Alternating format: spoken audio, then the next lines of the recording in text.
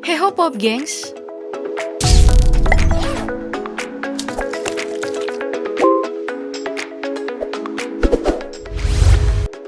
sudah di penghujung Agustus.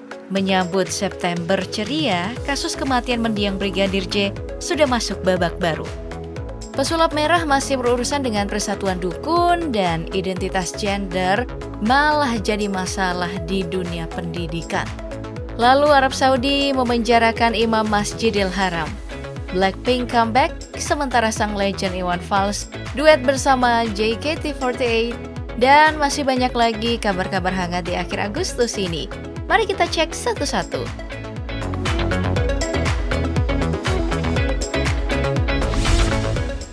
Sebagai pembuka September ceria, aku ingin ucapkan selamat Hari Malas Sedunia. Jatuh pada tanggal 21 Agustus kemarin, yang juga rutin dirayakan oleh orang-orang Kolombia. Viral video perayaannya, di jalan-jalan mereka berparade dengan berbagai kostum. Lebih banyak mengenakan baju tidur dengan kendaraan bermodel ranjang. Warga di kota Itagüí, selatan Medellin, Kolombia ini merayakan Hari Malas dengan cara yang sama sekali tidak malas sih sebenarnya. Dan alasan merayakannya juga sepertinya tidak malas. Pencetusnya Carlos Montoya dalam wawancaranya dengan BBC mengatakan bahwa kemalasan adalah kunci dari kemajuan. Malas mencuci piring, akhirnya membeli mesin cuci. Malas masak, bisa ke restoran. Malas beres-beres rumah, bisa nyewa jasa asisten rumah tangga. Di balik orang malas yang kaya, ada pekerja yang butuh kerja lebih demi bisa merasakan malas di hari tua. Itu pun kalau bisa. Well, selamat Hari Malas Sedunia. Kalau masih butuh duit mah dilarang malas kali ya Pop Gengs. Yang miskin gak boleh malas. Yang ada kamu disarankan untuk bersyukur. Kayak pria ini nih, sedang makan mie rebus, ditanya pengen makan ayam atau enggak, ia pun menjawab, Makan apa mas? Makan mie. Pakai ayam nggak? Mau lah kalau ada.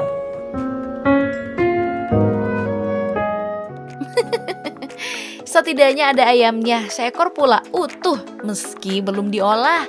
Syukuri aja, daripada pesan ikan lele tapi ternyata. Nah, bagi yang tertarik beternak lele bisa mencoba tips dari pria ini. Dari anakannya sampai ke tahap pengolahan menjadi lauk yang sedap. Pertama, siapkan dulu ikan lelenya, lalu masukkan ke dalam kloset, lalu tekan tombol flush. 2 bulan kemudian, pancing ikan lelenya di septic tank.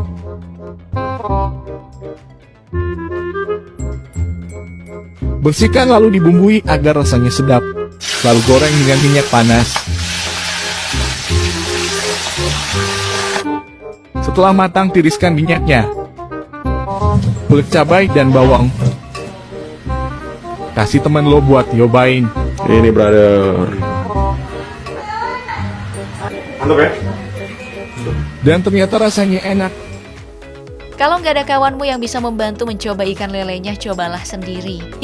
Karena ada masalah besar dari sekedar mencicipi tai sendiri, yakni sungai terbesar ketiga di dunia. Sungai Yangtze yang ada di Cina telah mengering. Videonya viral di Al Jazeera, terlihat dari ketinggian, sungai yang menjadi sumber energi untuk PLTA dan air minum untuk jutaan warga Cina itu mengalami kekeringan. Pasir dan tanah dari dasarnya pun terlihat seperti sebuah kubangan daripada sebuah sungai besar.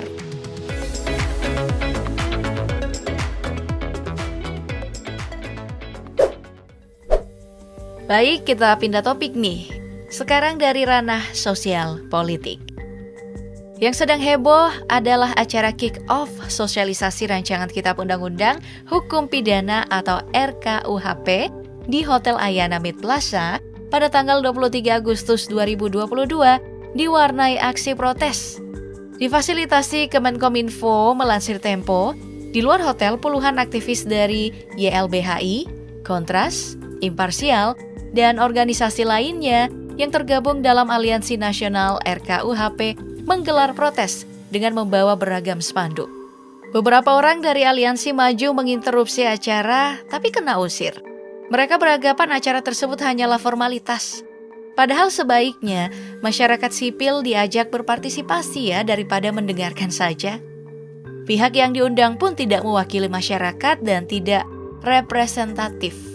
Padahal, pengaplikasian RKUHP ini nantinya akan menyentuh seluruh lapisan masyarakat, bukan hanya kalangan elit yang hadir di dalam hotel bintang 5 itu. Menurut Tirto, aliansi juga menolak narasi yang terus dibangun pemerintah dan DPR, bahwa topik yang dibahas hanya berkaitan dengan 14 pasal krusial. Padahal, ada pasal-pasal yang mengancam demokrasi. Tercermin dalam penghinaan terhadap pemerintah atau pasal 240 RKUHP. Lalu penghinaan terhadap kekuasaan umum dan lembaga negara, pasal 353 dan 354. Serta penyelenggaraan unjuk rasa dan demonstrasi tanpa izin, pasal 273 RKUHP. Kepentingan warga dan pemerintah mengapa tidak pernah sejalan begini ya? Di Arab saja, demi kepentingan pemerintah sampai harus memenjarakan Imam Masjidil Haram. Mengutip CNN, mantan Imam Masjidil Haram, Syekh Saleh Al-Talib, divonis 10 tahun penjara dari Pengadilan Banding Arab Saudi karena khotbahnya di tahun 2008 lalu yang mengkritik kebijakan pemerintah. MBS memang seringkali memenjarakan siapapun yang dianggap melawan dan tidak sejalan dengan kebijakan pemerintah. Indonesia tidak sendiri kan? Nah, menyebut Indonesia, kita masih disibukkan dengan kabar-kabar terbaru dari kasus kematian Brigadir J. Penuh misteri. Kali ini kita harus memutar otak bersama-sama. Tatkala dikabarkan bahwa ada Jenderal Bintang 3 yang mengancam akan mengundurkan diri jika Pak Sambo tidak ditetapkan menjadi tersangka. Tapi mengutip Kompas, Kapolri Jenderal Listio Sigit Prabowo menolak membuka identitas dari Jenderal Bintang 3 itu. Aneh ya, infonya setengah-setengah. Sidang kode etiknya saja disiarkan langsung tapi tanpa suara pada tanggal 25 Agustus 2022. Seperti pantomim ya. Hanya bisa menonton suasana sidang tanpa mendengarkan apa-apa. Setidaknya kita tahu hasilnya. Mengutip Tempo, Komisi Kode Etik Polri menjatuhkan sanksi pemberhentian secara tidak hormat atau pemecatan terhadap Verdi Sambo karena melakukan pelanggaran berat kode etik profesi Polri, yakni tindak pidana pembunuhan berencana Brigadir J. Kalau sidang kode etik gak ada suara, senyap dan tertutup, aksi grebek judi cap sah oleh beberapa ibu rumah tangga malah heboh dan ramai. Belasan penjudi ini diamankan oleh polisi berlokasi di Bangka Belitung, dan aksi grebek ini bermula dari laporan warga sekitar yang mencurigai aktivitas di rumah itu. Sambil nyanyi kali ya. Pak polisi datang, tiduridut, datang, tiduridut. Ya udah, kita lanjut ya. Nah, yang juga heboh baru-baru ini Pop Gengs adalah identitas gender.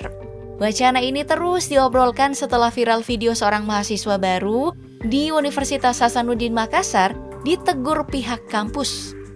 Dari kronologi yang tersebar di beberapa media, maba ini dipanggil ke depan mimbar karena menggunakan kipas kecil. Hal yang dianggap aneh untuk seorang pria kebanyakan. Saat berjalan ke depan dosen, cara jalannya pun ditegur sebagai sebuah hal yang aneh. Saat ditanya, apakah ia perempuan atau laki, ia pun menjawab non-biner. Hal ini lantas jadi obrolan. Bukan hanya cara dosen menegur mahasiswa di depan umum, menegur hal personal seperti itu, tapi juga kalimat yang menyatakan bahwa kampus tidak menerima gender lain selain pria atau perempuan. Wah, mainnya kurang jauh nih Pak dosen. Di KTP mau apa ditulis? Di KTP mau apa? Laki-laki. Laki-laki tuh? Di kartu siswa apa? Laki-laki perempuan? Laki-laki. Laki-laki, terus? Kau mau sekali di perempuan atau laki-laki? Tidak keduanya. Eh? Dia tengah-tengah, makanya gender netral, Pak. Tidak ada netral, kau jadi netral sendiri tuh.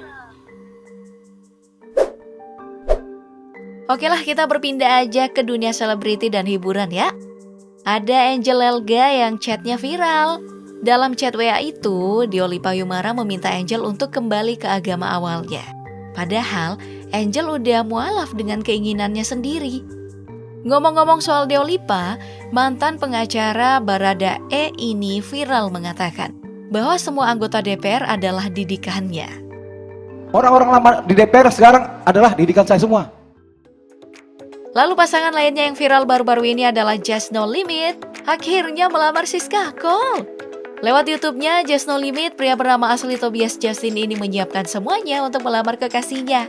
Bahkan, Ibu Siska juga disebut membantu momen lamaran tersebut. Wah, selamat ya!